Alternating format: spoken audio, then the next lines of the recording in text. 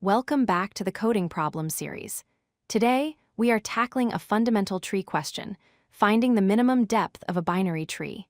This problem is excellent for understanding tree traversals and edge cases.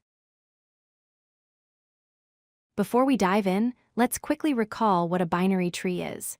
It is a hierarchical structure where each node has a value and points to at most two children, a left child and a right child.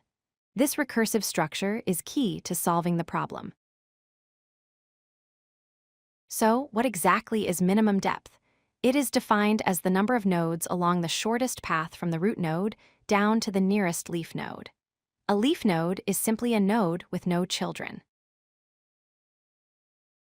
Let's visualize this.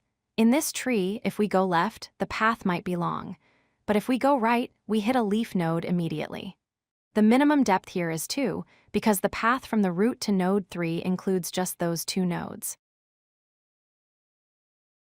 This seems simple, but there is a trap. Look at this skewed tree. Node 1 has a right child, but no left child. Does that mean the depth is 1? No, because node 1 is not a leaf. We must continue down the existing path until we actually find a leaf. To avoid bugs, we must strictly define a leaf. A node is a leaf only if both its left child and its right child are null. If even one child exists, it is not a leaf, and the path continues.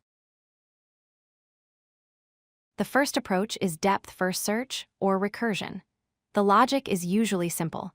The minimum depth of a node is 1 plus the minimum of its left and right subtrees. We explore deep into the tree.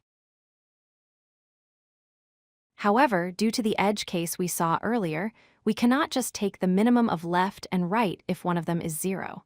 If a child is missing, we are forced to go down the other path.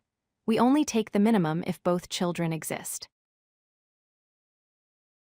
A often better approach for this specific problem is breadth-first search. BFS explores the tree level by level. We check the root, then all immediate children, then the grandchildren, and so on. Why use BFS? Because the moment we encounter the very first leaf node, we are guaranteed that it is at the shortest depth. We can stop the algorithm immediately and return the current level, saving time. Both approaches have a time complexity of big O of n, as we might visit every node.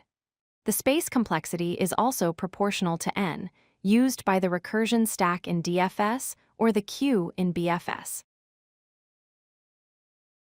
To recap, minimum depth is the shortest path to a leaf. Watch out for nodes with only one child, they are not leaves.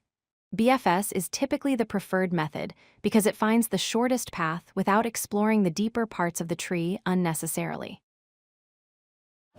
If you like this video, hit that like button and don't forget to subscribe.